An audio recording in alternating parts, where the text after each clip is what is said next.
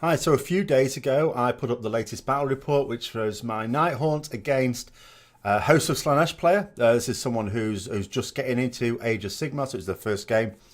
So obviously there's going to be mistakes. There's going to be mistakes on both parts. I'm not an experienced Age of Sigmar player, even though I'm getting into it in terms of the planning side of it. But when I played the game, I had a few thoughts about it. Now, Hosts of Slaanesh for me. Normally, I view it as there are three types of army at the moment for Age of Sigmar. One, the ones who have what I'd call a modern battle tome, which is a battle tome designed with Edition 2 in mind. Then there are ones who have a battle tome, but maybe it was a bit before that was being planned. And then the third one are the ones who just don't have a battle tome. So they may have an entry, for example, in the General's Handbook. So there are some battle traits you can have, some command traits for your general, some relics, artifacts of power, but they don't have their own spell lore or anything like that. Host of Slaanesh is in that bracket, and I'm a big fan of Slaanesh. I love Slaanesh. Playing Fantasy Battle, I liked playing Slaanesh just from a theme point of view. And I would absolutely love it if a battle tome came out. At the moment, I'm sort of thinking, because the Nighthaunt are sort of done. Nurgle is well on the way. I've basically got 1,000 points now painted, and I'll be working on the next lot now. And I've got a plan for the next few armies and what I'm going to be painting and stuff like that. With the Wrath and Rapture set coming out, which is a box set with some new model Khorne demons as well as Slaanesh demons. And I know, of course, it advertised as being for Age of Sigmar and 40k, and probably 40k is the bigger driver for it. The fact that there's some new models there, and all right, there'll all be demons, but there's some new models there, makes me wonder if the battle tome isn't going to be too far off. Hopefully it would be. If that was suddenly announced, I would get that. That would instantly jump in the queue ahead of everything else to get that going. But long and short is, if you haven't seen the battle report, by the way, link up there somewhere, and I'll put one in the description below.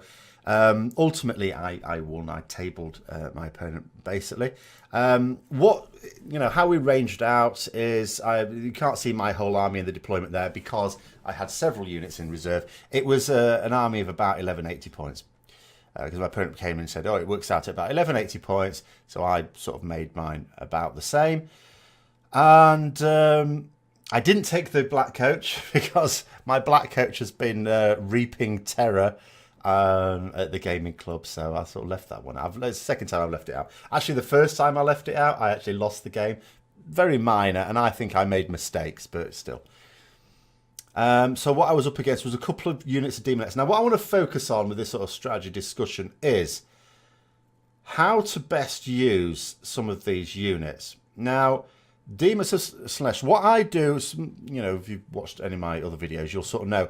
One thing I work out, what are called Potency Tables. What I do is for units, I want to see how much damage they do. If you just smash in close combat, it's mostly working around, but I do take into account ranged attacks as well. But neither of these armies had ranged attacks. So I work out for the army, or for the unit rather, you can see there I'm working out attacks, hit, wounds. Say, I assume I'm up against a unit with a 4+ save. Obviously, against Nighthaunt, I could make that 4+ invulnerable save, followed by a 6 up potentially. But this was, again, it's against all comers. I'm sort of trying to work out an average here. Assuming, of course, that I'm going to take it up against something, an elite unit. How much damage it does. And then I work out, statistically, roughly, in a round of combat, how many wounds I can expect to cause altogether. And then I do a bit of a calculation involving the points and work out of the cost at the end of it is basically a value where the lower that value is, the better value it is in close combat. It actually accounts for shooting as well when I've got shooting attacks in there, but that isn't there at the moment. So what I see is if I look at the Slaanesh units, without comparing to mine, I'll just tell you, the heroes he took, the Herald of Slaanesh, the Exalted Keeper of Secrets, and the Mask of Slaanesh are all pretty good value in terms of their combat prowess. They're pretty good value. And even the units, 10 Demonettes, based on the cost of having 20 demonettes I did it for, is still decent value there. Better than a lot of other units that may look nastier as well.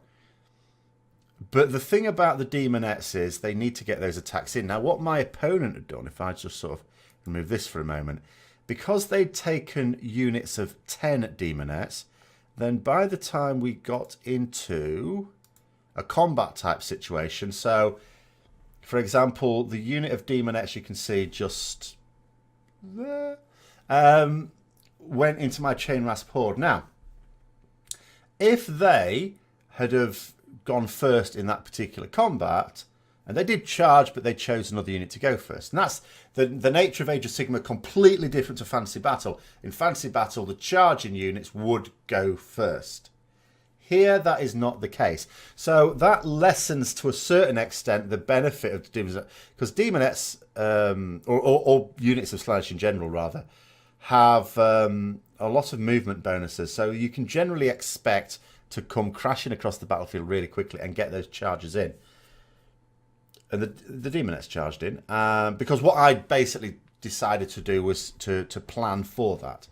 But, you know, as another unit had gone first, I chose my chain rasp horde to go next.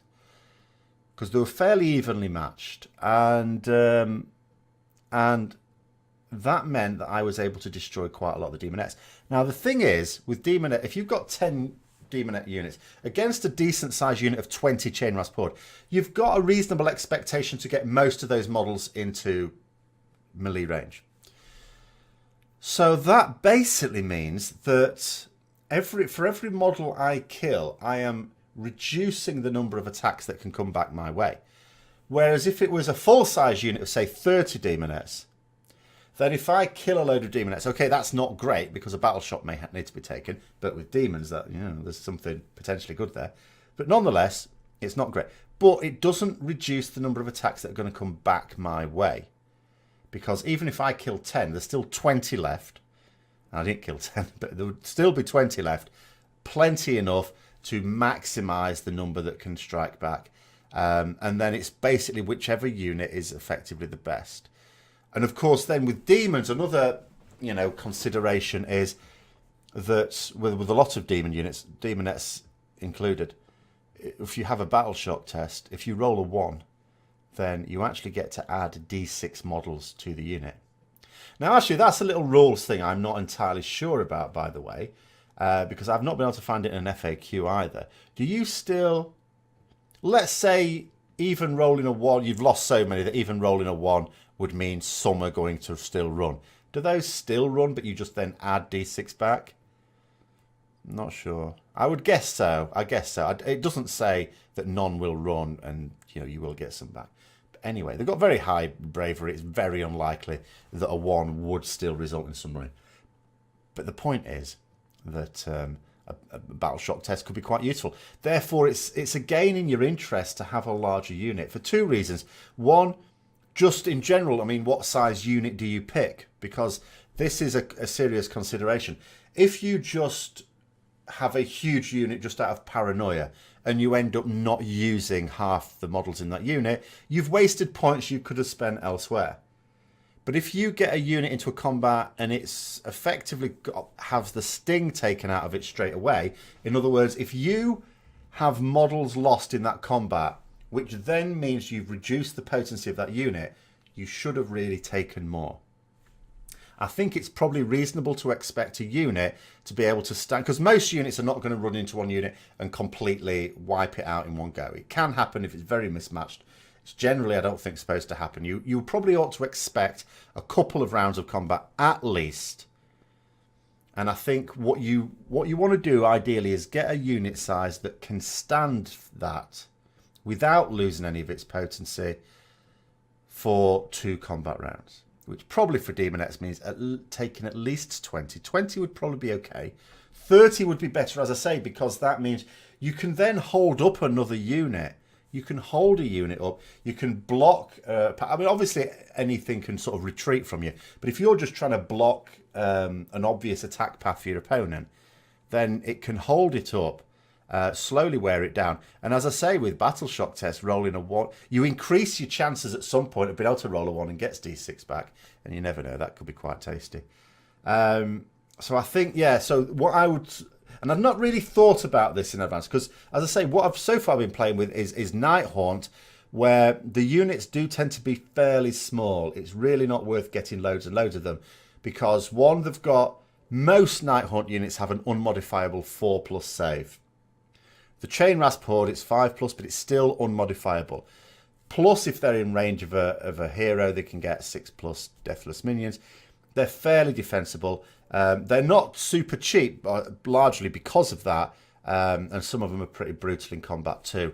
In fact, if I just have a quick look at the Night Haunt potency tables for the unit I took.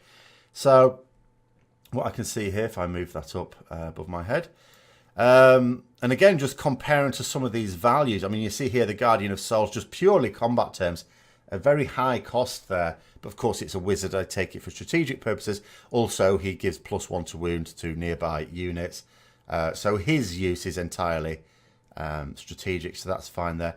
But in terms of units, I mean, Grimghast Reapers, I always sort of assume that only about half of them are going to be able to get into combat. However many I start off with, I assume half will get into combat if it's a relatively small unit, based on the fact that I may lose some, and some may just not be able to pile in around that unit. So they're reasonable value, but not as good as the Demonettes or anything like that. Where these units at the bottom, the Bladegeist Revenants, the Merman Banshees, I absolutely adore them. They are brutal if supported. So I supported with them a Spirit Torment and a Guardian Souls, which basically meant as long as I kept those heroes within 12 inches of them, 12 inches of the whole unit, it meant they both could have +1 to wound, so they'd both be wounded on 2s. And in the case of the Merman Banshees, they'd be re-rolling 1s to hit. And in the case of the Bladegeist Revenants, they'd just be re-rolling failed hits. And you can see what it does is, like, Bladegeist Revenants, if 5 of them get in a normal round of combat, on average, I would expect against something with a 4+ armor save, or 4+ save, we should just call it now, I would expect to do about 3 wounds of damage. But if I get a charge with them, where they get a charge bonus, and I have the support of the Spirit Torment and the Guardian Souls, that goes from an expected 3 wounds to an expected 7.4 wounds, which is brutal. The Merman Banshees, a similar sort of thing, with all the buffs I can give them. They go from an average of half the unit gets in 2.2 wounds to 6.5 wounds. I mean, that's triple. Getting the benefit of a command ability I have as well from my Knight of Shrouds. So those 2 units can really go in and smash anything apart. And what I would say about the Hosts of Slaanesh is that for them, it's not the units that get to do that. The units don't do that. What does that are the heroes, which is why my opponent was probably sensible in taking, multiple. They took 4 heroes altogether. What I haven't included on there is the Chaos Sorcerer, because he was just there doing magic-y stuff. But the Herald of Slaanesh there, for its points, for it only costing 60 points, is very decent indeed. The Mask of Slaanesh, doing a few points, but then the Exalted Keeper of Secrets, with its nearly, on average, 10 wounds of damage, can tear a unit apart. Quite a high points cost for it, but largely that is in terms of the heroes. Whereas the other ones, the units, they're not bad. For their points cost, they are not at all bad. They're pretty decent. But you probably need to gang up with several units. But again, I think that's something, if I was thinking of taking Hosts of Slaanesh, I'd probably think, so one, I need the units to be large enough to be able to take casualties. If that means having fewer units, so be it. That's just how it's got to be. But the other thing is, I'd want to try and mug one part of the army. I'd want it to be coordinated and ram in with 2 units at once. Apart from anything else, that could also give you the benefit, because some of the standards provide a benefit, like an area of effect benefit. So that could help there as well. But I would definitely want to, say if you could go in with, say, Seekers and Demonettes. It may mean that the Seekers have to hold back a bit. I mean, one thing I will definitely say, but I've said this before, is that I think what mistake my opponent made, which is a mistake I see very experienced players make as well, is not creating themselves a cheat sheet which has phase by phase what your army does. That way you forget things. So using it on a tablet or a phone, you know, it means when you're about to use that unit, yeah, you flick through and you see what abilities it's got. But then if you forget, so for example, Hosts of Slaanesh, there's all sorts of things they've got. So they've got a very high movement.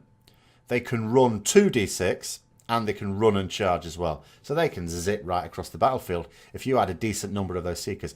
It's probably right not to go right across and charge straight in completely unsupported. That being said, though, there is potentially some consideration for staggered charges, because like I said before, the big problem with the Demonettes crashing into my Chain Rasp horde was that you could only choose one unit to go first, to guarantee to go first, and then it's up to me to decide who goes next. And if he'd have maybe charged him with one unit straight away, well, he gets to go first with that unit, as long as it can inflict enough casualties that it can absorb whatever is more likely to absorb whatever's going to come back its way. And then in the next turn, crashing with something else. You know, so staggered charges will improve your chances of being able to go first with those charging units. You'll have more sort of first goes, first blood, effectively. And against smaller units, that will help. Obviously, if it was against an army where you've got larger units, you're not going to prevent the smack in the face back. So what I've really been thinking about for this is, I think unit size has to be carefully considered. I don't think you can afford to say, right, I want these units, or it's for these points. Oh, you know, I can't really afford 20 instead of 10 or something like that. If you're looking at it, I think, and you're thinking to yourself, I really need 20 in this unit to be effective, and you just haven't got the points, I would do without that unit completely. Or do without something else and get the 20. I think that's what I would look at. I would look at every single unit and say, right, I expect every single unit in my army to be effective, to be part of a strategy. I need a strategy in mind, and they need a role within that strategy. And if, for the Demonettes of Slaanesh, all they can do is they can, you know, you're going to use a unit like that to either, because it has no shooting, it has no nothing like that, it's just combat. So either you need to get it into combat to destroy an enemy unit, or you need to put it in the way to blockade a path through from your opponent. For both of those things, a 10-strong unit of Demonettes is not going to do it. Which means I would say there is no point at all in ever taking a 10-strong unit of Demonettes. I'd probably suggest the similar thing for the Seekers as well. They're not, as cavalry goes, Seekers of Slaanesh, they've got 2 wounds each, as cavalry tend to. But other than that, they have such a lot of attacks, they can do a reasonable amount of damage. And you look at them, 5 Seekers, if they get in, an average of 3.7 wounds against something 4+ armor save. That's not too bad, but as soon as you start taking some damage, that's significantly reducing those attacks back. So I think either you want 2 units of 5 or a unit of 10. One or the other, I would say. Potentially 2 units of 5, again, could benefit, because, again, multiple standard bearers, 2 standard bearers in close proximity there. But I think you definitely need to look at the numbers, and if it's not enough, it's not enough. Do without the unit, or do without something else, and take more. So that's my take from that one. I was almost thinking of making a Slaanesh army. I was thinking, although I'm dead against making the armies that don't have a battle tome, I so like Slaanesh. I was thinking, well, maybe you could. I was looking through and thinking, maybe I could make something of it. Maybe I could make something decent. In the end, the big turn-off for me was ultimately the lack of spell lore for them. Because take, for example, the Exalted Greater Demon of Slaanesh, the Exalted Keeper of Secrets, basically. You could have a normal Keeper of Secrets. In fact, actually, for its points, the normal Keeper of Secrets is slightly better value. They're both very good value. But they're both double wizards. And they both, of course, as wizards will know, Mystic Shield and Arcane Bolt. But they both know, even though they're slightly different units, one's Forge World, one's from Citadel, but they both have slightly different rules, only slightly. The Exalted one is, of course, more effective. But for their own spell, they both have the same spell. Cacophonic Choir, something like that. But that means they both got the same 3 spells. So if you have them both in your army, even if you don't have any other wizards, you can't cast 2 spells on both of them because you've only got 3 spells between them. So that loss of a spell law snookers you if you want to take both of them. And I think I'd probably, obviously not in a 1,000 point game. So a 1,000 point game, maybe I could think about it. But 1,500 or above, maybe I'd want to take both. And that would be it, because I like my magic, and that would be a non-starter. So that would be disappointing. So I think I will hope that the next battle tome to come out is a Slaanesh one, and hope that that would be in the next few months. We'll see. But anyway, that's me finished rambling on this one.